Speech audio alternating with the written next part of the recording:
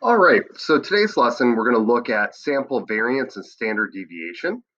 So on here, what we are going to do is I have already pre-mounted my Google Drive here. So I'm going to import the libraries. And then the next thing that I'm going to do is import my data file.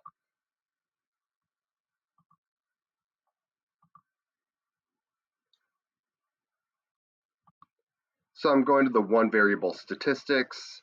This is on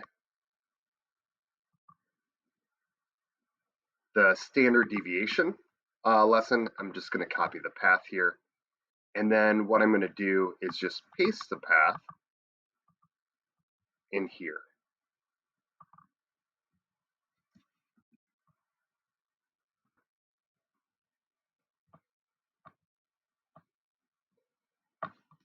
So first thing that I need to do is find the mean of this. So I'm going to find the mean of these numbers for t-shirt prices. So if you look here, what I did was I took the price column of the data and then found the mean. So the mean is 23.69. Now the next thing that I did was to calculate the difference between each data value and the mean. So you can actually do this pretty easily with Python. So what I did is I just wrote a object called the difference, and I took the value minus 23.9. So if you notice here on my original data column here, oops,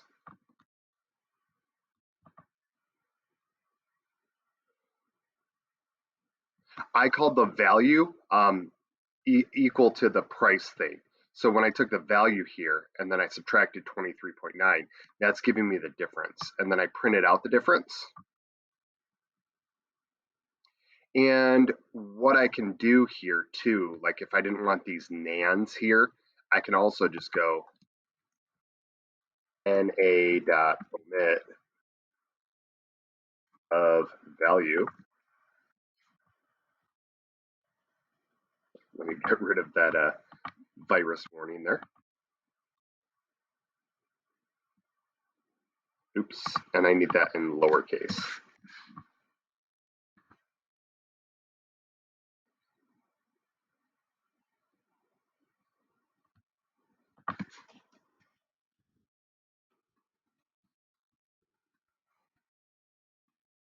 And what I'm doing here real quick is looking up how to omit the NA values. So here,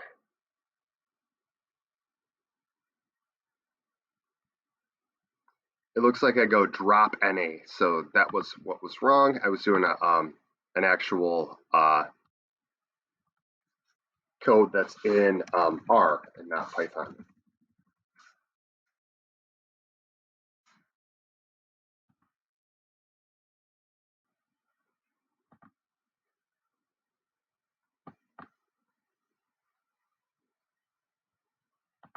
So let me just look up and see this.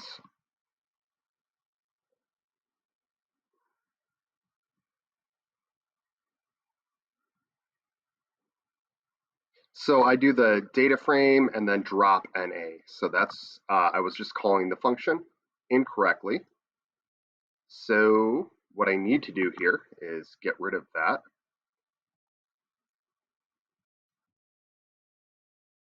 So I'm going to call the difference part that, and then I'm going to go difference equals difference dot drop NA. And then I can print out my difference.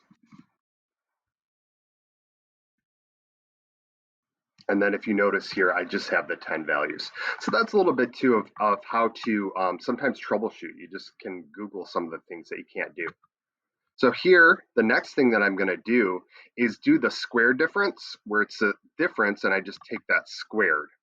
So on here, I can just go square difference equals difference star star 2, and it squares it. And then the next thing that I need to do is find the sum of the square difference. So I can use the sum function and just go, here's the square difference, and then just go dot sum and call that the sum of the square distance. And then divide that by n minus 1 to find the variance. So what I do is take the sum of the square difference, divide that by 9, and I get 174.46. So that's a sample variance. And then to find the sample standard deviation, I just take the square root of that value. And then if you notice, there's actually a function. I can just go value.variance and get there real quickly.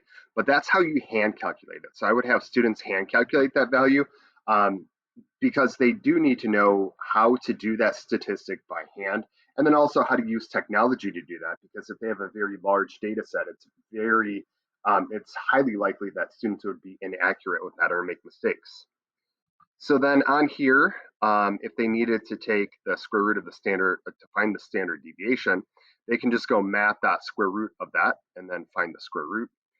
There is a way to do that directly to find the standard deviation. Just go value.std for standard deviation. All right, so looking at task 2, the calculation for sample variance and sample standard deviation, again, can be tedious. We have lots of information, and that's where Python computer programming comes in.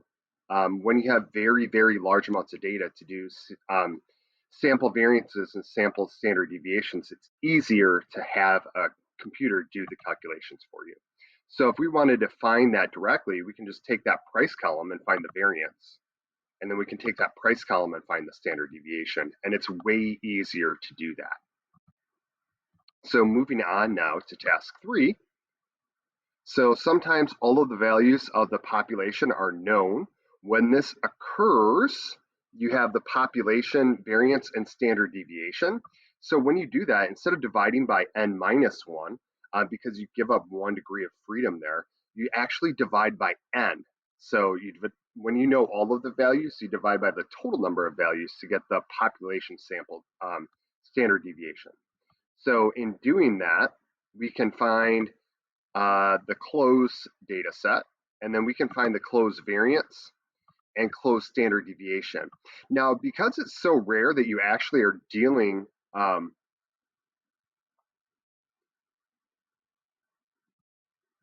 and we can find the mean absolute deviation as well, actually. So on here,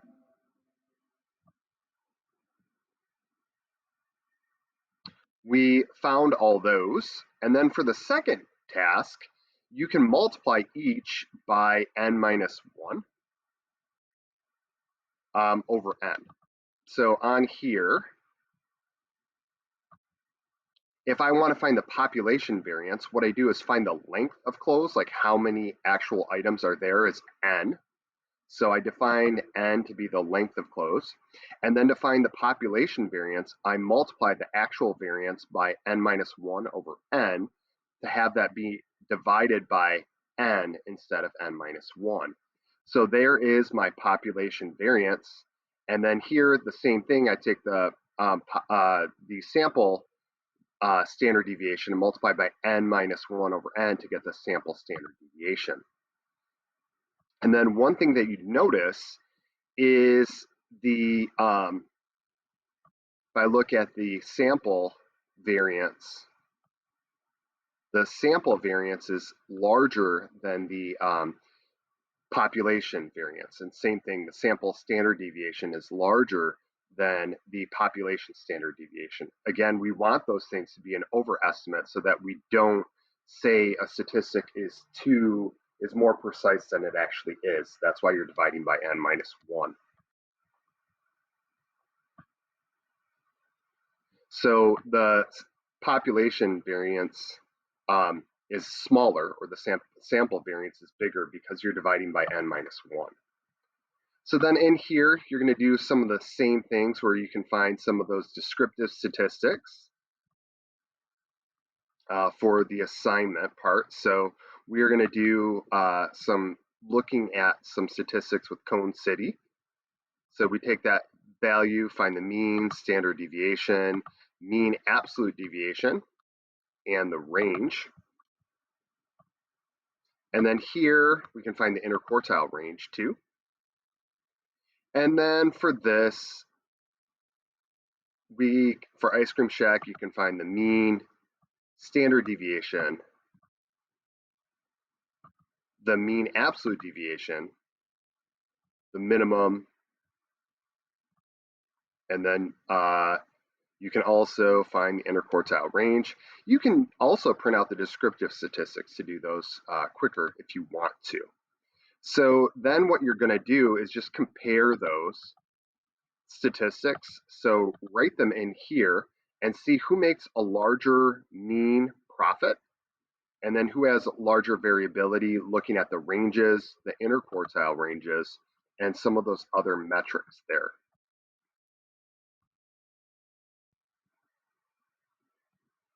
And then for our check for understanding here, you're going to look at who has a higher gross, and we're going to compare the spreads of these between Super Sub Shop and Supreme Subs. So let me move that so that looks a little bit better.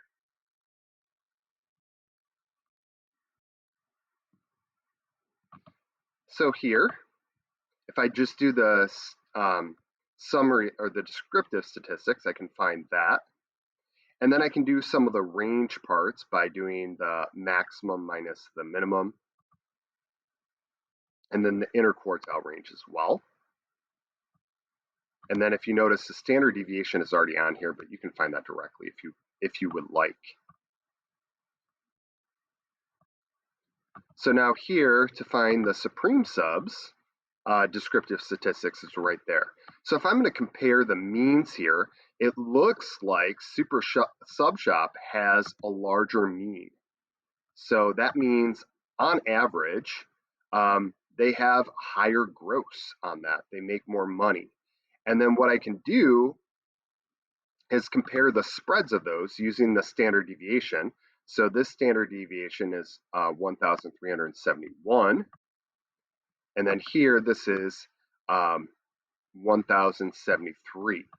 So if you look, those numbers, this has more variability because it's larger. So the first place makes more money on average, but their average profits are a little bit more spread out than Supreme's sub shops.